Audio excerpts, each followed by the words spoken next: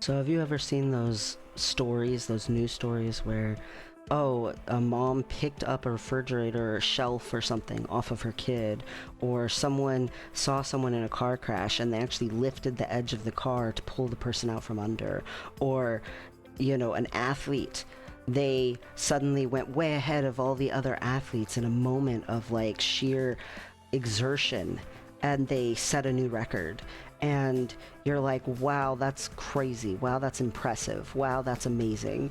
And there were scientists who felt that way, and so they actually went ahead and studied that phenomenon, and they found that human beings are capable in like their bodies of reserving, and they keep a reserve up to 2.5 times what their normal baseline is. And so, in these moments of extreme, we have this reservoir that we normally cannot tap into, because if we did all the time, we wouldn't be able to function. Like we'd be so full of overloading adrenaline and everything that we would probably die pretty fast. Like our blood pressure would just knock our heart out. But but temporarily you can do it and survive it and access that. And it's interesting because every human being is capable of it. Up to 2.5 times your baseline, you're able to, in a time of extremeness, there's something that can snap in your brain and say, okay, we gotta use this super juice and turn superhuman temporarily for a few minutes. And it's only temporary. You can't stay like that, but your body can do that.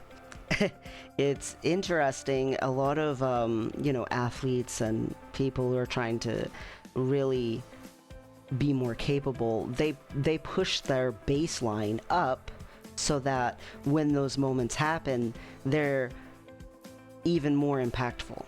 And you can do that with yourself.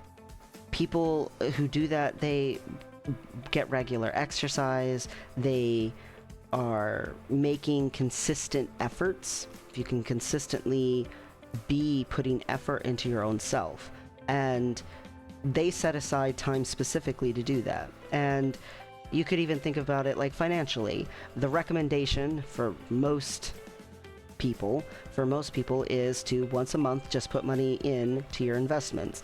If it's a retirement account or a brokerage account, doesn't really matter. The point is, put a little bit of money into your account every month, just a small little margin, whatever you can. And when you do that, over time, you'll get compound interest on it and it'll grow. Now, you can do that with yourself. People who are raising their baseline of themselves, they are investing into themselves in little increments, and you do it consistently.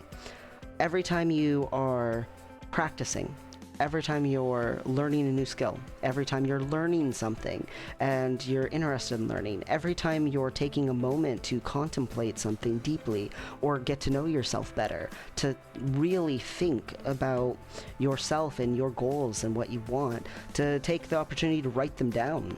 People who write them down have a higher odd of achieving them, statistically, like they've studied it. And it's an important thing to understand that consistently doing little things like that is what gets you to those moments of big. Those moments where you are able to capitalize on an opportunity. Those moments where that luck came into your favor and you can do something about it. You can suddenly have a burst of reservoir that you've been putting into yourself and investing into yourself that shows up for you up to 2.5 times your baseline. So if your baseline is pretty small, that capitalizing on the opportunity, it might show up pretty small too. Because how much it can be is based on your normal capacity. So you gotta do things for yourself and invest in yourself. Because when you invest in yourself, you're increasing your personal capacity, which means when those moments happen, those moments of crisis, those moments of possible success, those moments where you can shine, or those moments where you can protect somebody, you have a baseline, and you can't change that the cap on this is 2.5 times. So the only thing that you can change is that your baseline can get more solid and more strong. Your consistency doing this is the biggest thing. And we as human beings, we need times for our different systems of activity and of rest. We need moments of comfort. I've seen a lot of people who really bash on being comfortable. Being comfortable isn't bad, it's just if it's only comfortable. I've seen people who bash on pursuing personal growth, and that's just like not realistic. It's not realistic if it's the only thing. It's important to have both ends of the spectrum and all across this spectrum in your life. It's important to understand that in making little tiny investments in yourself needs to not feel too small for you. It needs to feel important. It needs to feel like you're doing something. And you might have more than one job, plus a side gig that you're trying to do just to pay all the bills and keep this stuff all managed. You're juggling so many balls that you can barely keep anything in the air. You've got kids, you've got sick family that you're taking care of. Maybe you're trying to raise children while also taking care of an aging parent or a grandparent. Been there, helping raise kids while also taking care of my dying grandmother.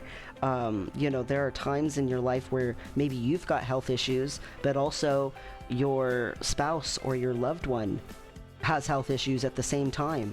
And while you're trying to recover and do your best, they're also not okay, and you're trying to take care of them at the same exact time. I've been there. I've done that. That's not easy at all. And you have to push yourself. But it's important to know that life has those ebbs and wanes. It has those waves coming in and then the wave comes out. It has those rises and falls.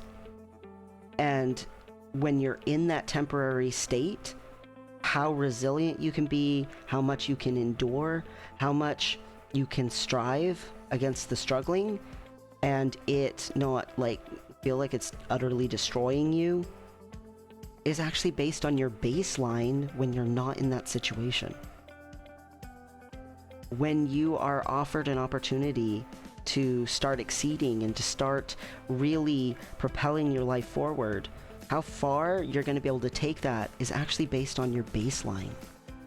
Your normal, average, day-to-day consistency.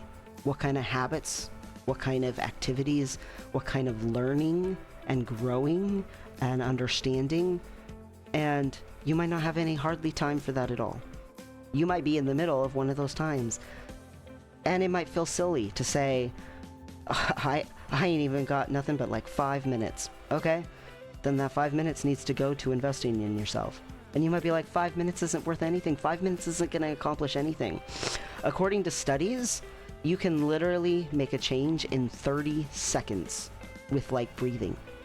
You can be totally exhausted, and I have literally done this before, so I know it's true, and take a 30-second nap.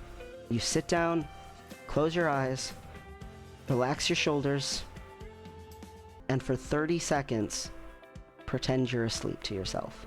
Pretend for the next 30 seconds, and you ever so slowly in the background of your mind just count. 1, 2, 3, letting your body relax. And every single time you get to say 5 seconds, your body slumps down just a little more for 30 seconds. So if you've got 5 minutes, you can do something with the 5 minutes. Watch one little 5-minute video about something that you're interested in learning about. Maybe you've got a skill. Go practice it for 5 minutes. Maybe you have been go all day and you're super high stressed. Do some breathing exercises for 5 minutes. Whatever you can do. The point isn't how much you can do. The point isn't how big it will be. The point is to create the habit and be consistent.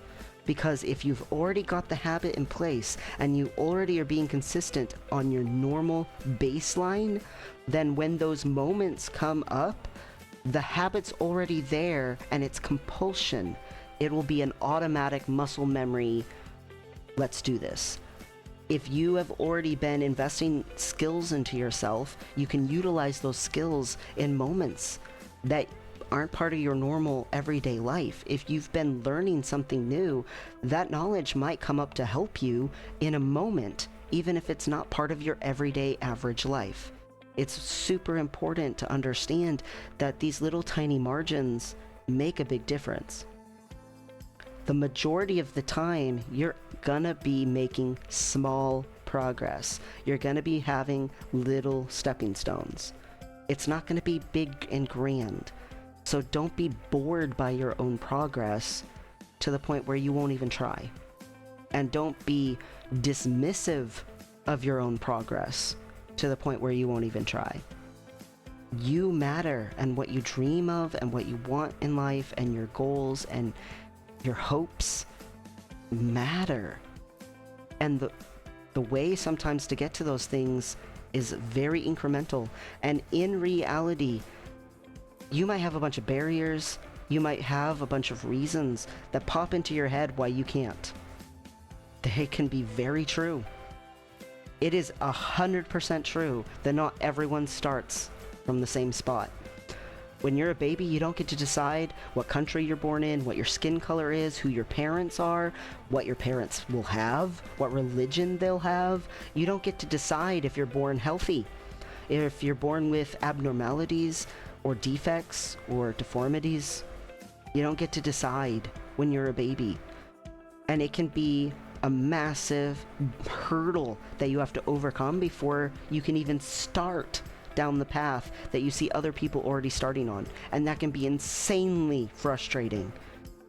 I have been there. It took me basically 3 decades of existence to get to the point where I could stop being so completely devolved into struggle, survival, trying to overcome all of the barriers that I was born to, that weren't my fault, that were not my choice, was not in my control. Abuse and poverty and health issues and struggle. So much struggle. So I had a massive delay on life because I had to overcome so much to even get to the point where I could start life. It sucks. It is 100% true that there are marginalized people. There are some people who have it worse than others as far as where their starting line is. Where you get to even begin from. You might have to overcome so many barriers just to get to the point where you can start making progress. It sucks. It is not fair. Not fair at all, and that is 100% true. But that doesn't change that you can be responsible to yourself and invest in yourself. That doesn't change that that is meant to be temporary. It doesn't change that that's not meant to be your whole life. And that at a certain point in your life, you will be able to start making choices, and certain things will start to be in your control. And if you have the courage to care about yourself, to actually get out and start doing something different than what you were used to, it can really change things. But to get up enough courage to do that, you got to start building some evidence to yourself that you're capable. And you do that incrementally, with consistency. Each day, showing up for yourself, even if it's for 5 minutes. Each month, doing something for yourself. Maybe you can't afford to invest into a retirement account. So how can you invest in yourself differently? What can you do? What can you do to make yourself a better person? What can you do to get yourself a little bit, tiny, itty bitty bit closer? Because you want to be somewhere that you're not. Your life is hard. Moments will happen. That's just the truth of life. It has ups and downs. Moments will happen when there's an up, and maybe you can capitalize on it and make a change in your life. That moment will come, and you're going to be capped at 2.5 times what you have baseline. So raise your baseline. When I was a teenager, I was in a really, really not good place. And I realized if I stay in this place, this is what the future looks like. And I have no idea what anything else could be like. I've never experienced anything but this. But at this point, I realized, at 15 and a half years old, I realized anything would be better than this. Any future would be better than this future. So if something feels foreign to me, if something is different, that's what I'm doing. That's what I'm pursuing. Because the same is just going to get me there. And I don't want to be there. Being there is my nightmare. My, living nightmare. The worst possible scenario. So I have to try anything else. And anything else might be bad, but anything else might be good. I know for sure this path 100% is leading to this. So I have to find a different path. And at least it'll be a crapshoot. At least there's a 50-50 chance something else could happen. That's all I've got. That's what I've got to work with at 15 and a half years old. And so that understanding, I spent several months just really accepting that, really absorbing that it was only me. I had no one to help me. I had no reliability. I had no one who cared. I was going to have to do it myself. And so I started talking to new people who I hadn't talked to before. I started trying some things that I hadn't been doing before. And that led me to the conclusion at 16 years old, I need to move out as soon as I am capable of doing so, and it doesn't matter where I go. Anywhere else would be better. And I've talked to a couple of people, and I'm gonna keep talking to them about my dreams for the future, and maybe when the moment comes, they'll help me. 2 days after I graduated high school, I got out of an extremely abusive household, and the only resources that I had was some kind, extremely kind, that I will be eternally grateful to, little elderly women put together some money to help me. Because I had, for the last 2 years, been going and volunteering with them. And they saw my youth, and they saw my hope for a better future, and they gave the tiny little margins that they could, combined it together, and that was the seed money I had to start my life. And it was not very much. It was a teeny tiny amount. And yet, if I hadn't had that, I don't know if I would have had the courage to actually follow through with my plan to get out. So I am eternally grateful to those elderly women. I don't think any of them are still alive. I think they have all passed away. They were very, very elderly. I will never stop appreciating them. I also will never stop appreciating that I had a couch to go sleep on. Someone came in a vehicle, helped me get my stuff, drove me out, and I had a couch to sleep on. That was because I went from complete isolation to trying to talk to people. And I mean complete isolation. And it was very different than what I had been used to. It was not the norm at all, but I consistently did it for 1.5 to 2 years, and it got me to somewhere else. And that somewhere else got me to not being abused, got me to having an associate's degree, which was more than I thought I would ever have, got me to having the opportunity to try therapy for the first time ever, the opportunity to go to a doctor, to actually have food in my belly that was consistent and wasn't just like the cheapest possible food in the universe. It got me to the point where I got my first article of clothing that wasn't a hand-me-down. Like, consistency. I I say it a lot, and all my videos, you if you've been watching my videos, you've heard me say it more than once, but consistency. You can raise your baseline, normal, average, day-to-day life baseline in small, little, tiny investments in yourself, and get to a point where when the opportunity arises, you can do something for yourself that's big. And how big it will be is gonna be determined by your little itty bitty consistencies. Those little moments where you step into something different. If the way you've been living sucks, start learning about other cultures, other peoples, other ways of living. Maybe you'll find the one that you wish you could have instead. If where you live sucks, start learning about other places. If you can afford to, visit other places. If your family life sucks, that's hard, because sometimes it's hard to escape that family life. If you're under the age of 18, I wish someone would have told me this when I was growing up, so I'm just gonna say it. In most states, at the age of 12, you can actually petition at the court and suggest who you want to live with.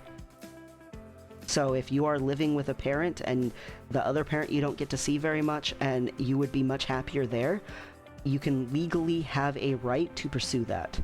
At the age of 15, in most states, you can flat out just pick, and it's legally protected. You don't even have to go to court. Okay? No one told me that when I was growing up, and I wish I would have known, because even if my father was living in a freaking barn at certain points because he was so povertous, the poverty would have been better than the abuse. At least I would have felt some sort of safety. I wouldn't have felt financially secure. I wouldn't have still felt, all of the things that come with poverty. None of that security would have been implemented into my life, but at least I wouldn't have had to live in constant terror of almost daily abuse. So I wish anyone would have told me. CPS was called before, but CPS didn't do anything. It did not help at all. So I mean, you can try going that route if you are in that kind of situation, but in my experience, the judge is going to do more. If you are in a family situation where maybe it's your spouse, that's hard. It's extremely hard if you have kids. And you've got to try to go through the courts. If you don't try to go through the courts, you can get hit with kidnapping. And it's really important to make sure that you are pursuing legal ways to get out of domestic violence, because technically those kids are not your property. As much as you're trying to protect them, you have to do it the right way. I was kidnapped when I was little, one time, for such situations. So I know this from personal experience, because when I was a kid, this happened. So just be aware that even if you're trying to help the situation, you got to do it legally. If you are in a situation where it's not that extreme, it's not actually so extreme as all of that, but you're just not happy. You're with someone who maybe has taken a lot of advantage of you, or maybe you're with someone and you guys don't even want the same things in life, and you guys are like ghosting each other without leaving. You just don't talk, you don't interact, you just sort of live in the same space but don't do anything together. That's hard. And sometimes it's a gap in understanding, and the understanding can get there, and sometimes it's just literally you guys don't want the same things, and so your lifestyles are not compatible. And you can try going to couples therapy for that. It can help to have a third party who's not involved in all of the emotional side of things to put some introspective there. But in reality, you've got to try something different with the person, because what you've been doing isn't working. It's not like if you keep not talking to each other and you keep not interacting with each other, a year from now, the relationship's going to get better. You're just dragging out the problem. So instead, you have to try something different to get a different result. And there's a chance it could be just as bad. It's like a crapshoot. You don't know if it's going to work or not. But you know for a fact that what you're doing only has one path. It only has one direction. And if you don't feel strong enough to make that change yet, again, just go to the marginal consistency. Day after day, invest in yourself a little bit at a time. And as you do that, you create evidence for yourself that you're capable. You create evidence for yourself that things can happen that aren't bad. You create evidence for yourself that there's a possibility. You can do it. It takes consistency, though.